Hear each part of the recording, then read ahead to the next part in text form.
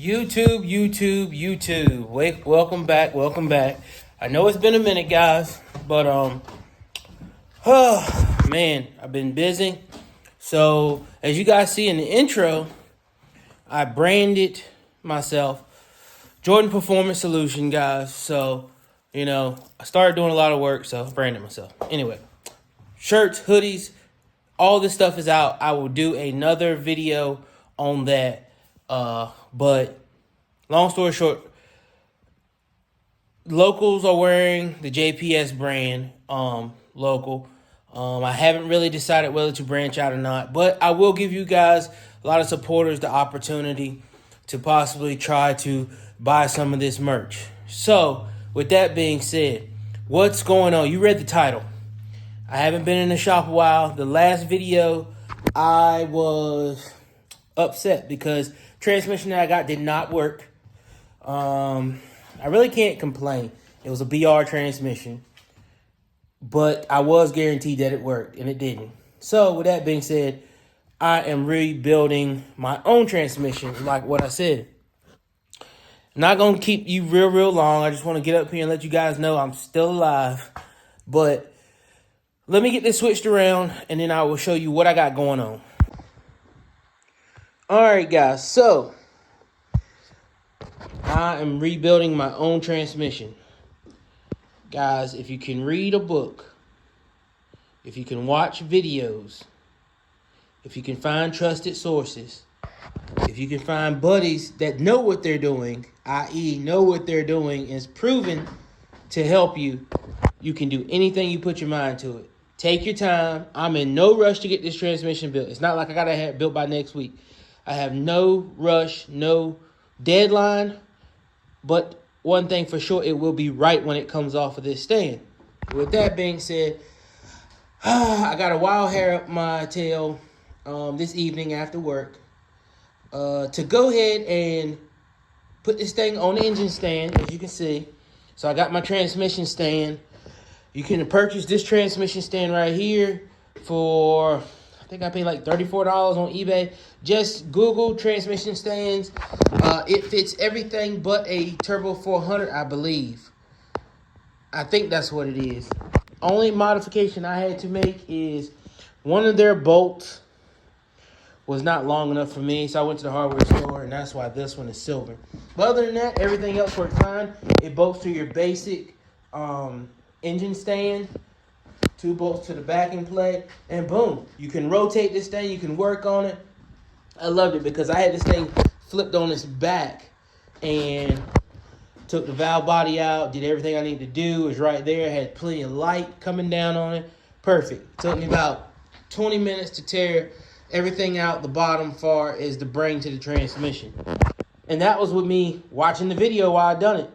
Even though, you can always tear something apart and not know where stuff goes, but I watched the video. I'm keeping it transparent with you guys. I watched the video, and I worked with the video as I went along, right on that TV. I paused it, boom, I did it, go back. I tell you, I'm only doing this one time. Once you do something repetitively, you will learn it. This is not my first rodeo going into transmissions. It's been probably 10 plus years since I've been in a transmission. I switched cases on 2 Turbo 350s more than I care to share. So, but this is a 4-speed, so a little different. And this is electronic, so, well, sort of kind of electronic. So with that being said, I got the whole valve body out. This is not my BR transmission. The BR transmission is still in the Grand National. And if you're new to the channel, this is my 1986 Buick Grand National that's been sitting here and hasn't gotten driven. Didn't get to do the Peanut Festival Parade. I didn't get to do the Christmas Parade that just happened past Saturday that I wanted to do. I could have stuck it on a trailer, but I didn't want to do that. I drive this car. The last time I drove this car, guys, was the Pontiac's Coastal Car Show, which had over about 150 cars in it. And your boy did take first place in all other GM because I couldn't get in muscle car. There's the hardware to prove it. There was about 45 cars in that class. First ever car show with this car, and there was some bad cars there.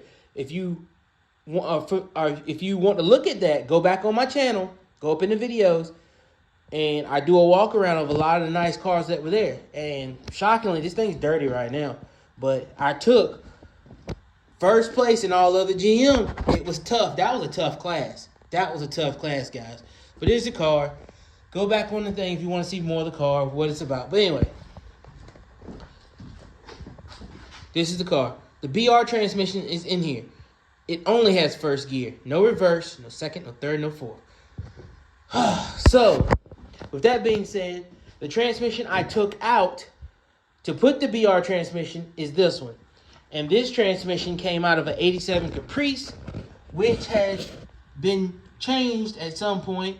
And I know that the customer said that it did not have that many miles. There's a Jasper sticker for this transmission. So this transmission, I don't know if it has any upgrades or anything in it. I doubt it. But it is not designed for the type of power that I was trying to put down. And once I started turning the boost up, that's when I started having problems with this transmission. Long story short, that's a regular old stock, cruise around, Miss Daisy, valve body. Didn't shift hard or anything. So I knew I was going to tear it up eventually, just not that fast. First thing I found, guys, was there was a ton of metal stuck back here in this pocket. I think I've knocked most of it out by the governor. Now, if you look inside here, I'm thinking the pin broke. I will have to get my BR one out because that's the one I was going to use anyway.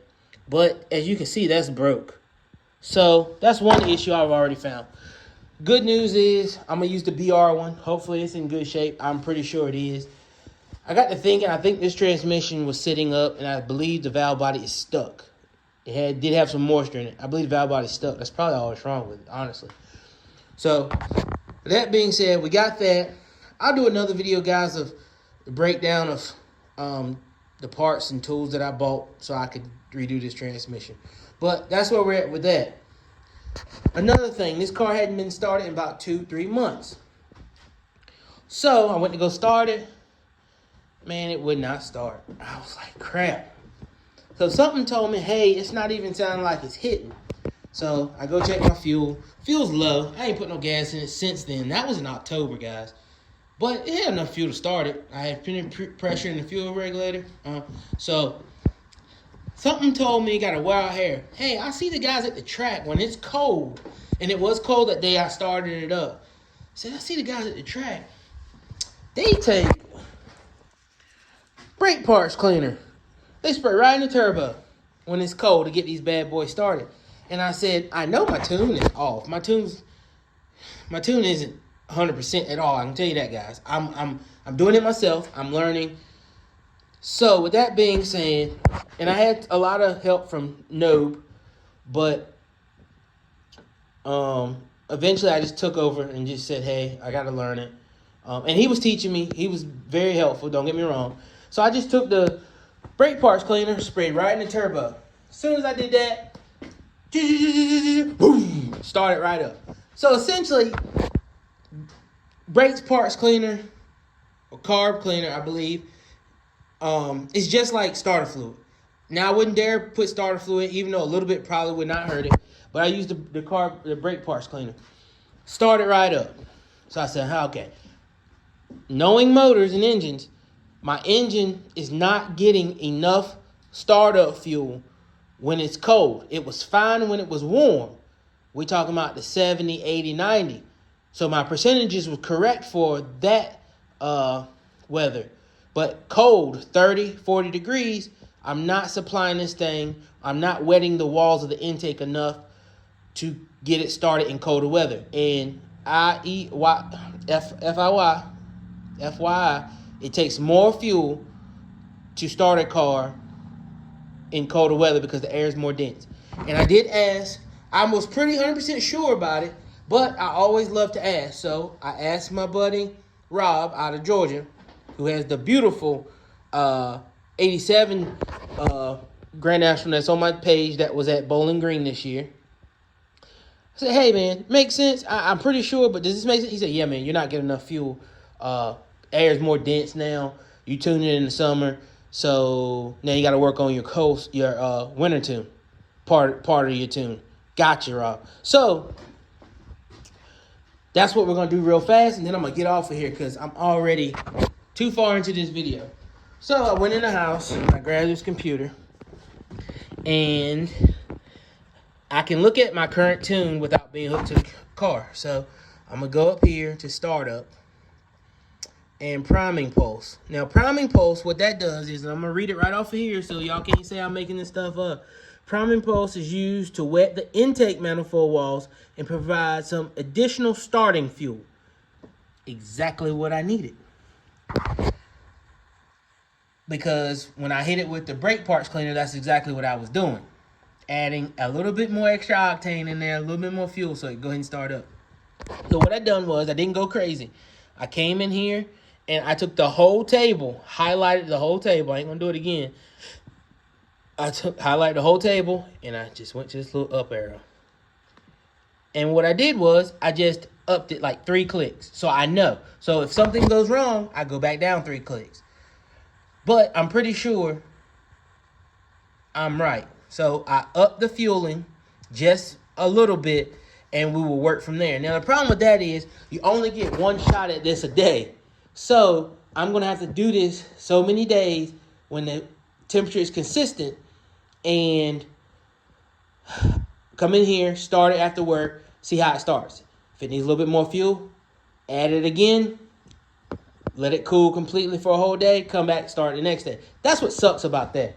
But also what I did, if you go up here in the startup tab again, I'm sorry about that glare, guys. Let me get out of there. So I go to cranking pulse. This percentage table controls the fuel injected when the engine is cranking over. Most engines need 200 to 400 when cold and near 100 when hot. So what I did was, I had this actually plateaued at around about 400. So what I did was, and as you see, right now it's probably 50, 60 degrees. It's actually warmer right now. So around the 32 to 45 range, I upped it probably about, right here, 460, 408. And I actually need to take this up a little bit more, I'm pretty sure. Yeah, I need to move that. I'm going to move that to around the 32 to 35 degree range. Let's see, 35 degrees, 36. That should be close enough. And I'm going to take it up to about 415, 420. And I'm doing this live, guys. So 427, we're going to roll with that. Then I'm going to just move these up and smooth the graph back out. Shouldn't hurt anything. We're going to roll with that. So smooth the graph back out. But this is the additional fuel while starting. It's going to be injecting additional fuel, cranking pulse. And so it's going to be adding additional fuel while starting. So what we're going to do is, and I'm going to get off of here, guys, and leave you guys alone. I'm going to put this in the car. Then we're going to come and try it. Once I get some gas for this thing, come and try it one day after work when it's 100% cold. And hopefully I'm going to try to catch one of the colder days of this week. With that being said, guys, it's your boy Jordy B. I'm out. Thanks for staying tuned. Thanks for staying connected.